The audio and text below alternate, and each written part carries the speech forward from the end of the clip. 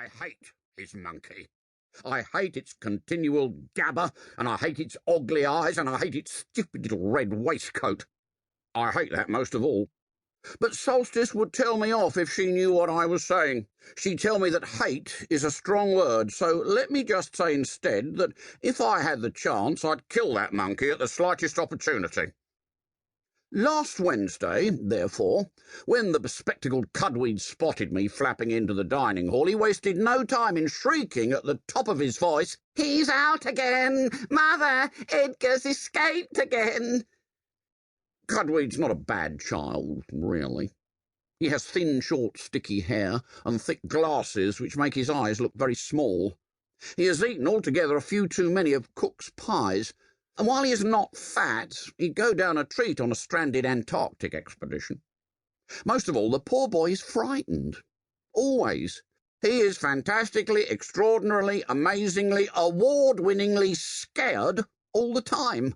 He shivers through life, and right now he's scared that I might do something to the monkey, which I would, except I think Fella might wring my neck if I let him get within arm's grab. Now, as soon as Cudweed piped up, Fella joined in, and very soon the whole house was ringing to the sounds of stamping feet and shouts of "There he is!" and "Shut that window!" and "Where's the net gone?" Then the cursed castle had to get involved, and suddenly all my routes were shut. Not a window or door opened to me. I was trapped in the scullery. I swear the castle picks on people sometimes. I really do. But why it was siding with the Otherhands that morning and not me, I do not know. I've been here much longer than they have, for one thing.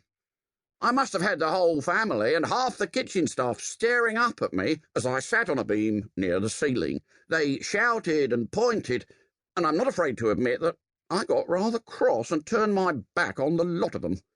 It wasn't as if I had escaped for no reason, but some people just don't want to be helped.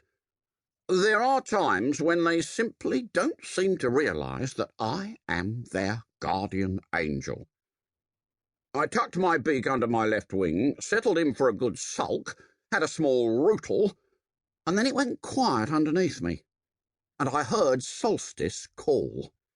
"Edgar," she said, "Edgar, won't you come down?" The devil take me, I don't know what it is about that girl, but suddenly I didn't feel so cross any more, and I shuffled round on the beam and looked down. Maybe it's her hair. It's long and shiny and black as the feathers of old Mrs. Edgar. Black and shiny as coal, right up to the very day she fell off the tree and the dogs ate her. Ah, happy days. Solstice takes after her mother, or rather, her mother when she was young and interesting.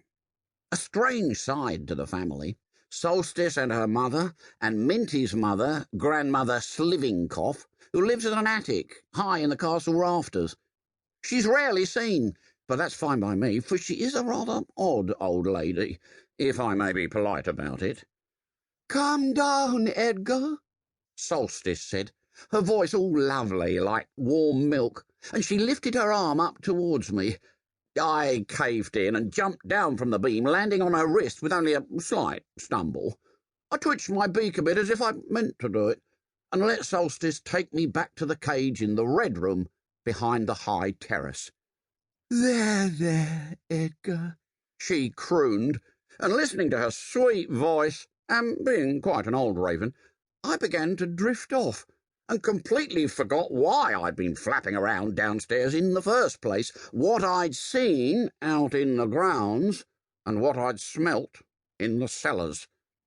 Solstice gently popped me back on my perch and clicked the door shut, locking it with the miniature padlock, and off she went, wondering to herself, "How do you get out of there, Edgar?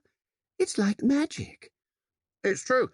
They will insist on locking me in the cage, so he doesn't hurt himself.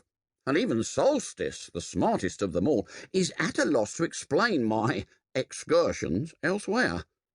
She'd barely shut the door when suddenly I caught a whiff of that smell again, and it all flooded back into my little bird brain. "Suffolk!" I squawked, which in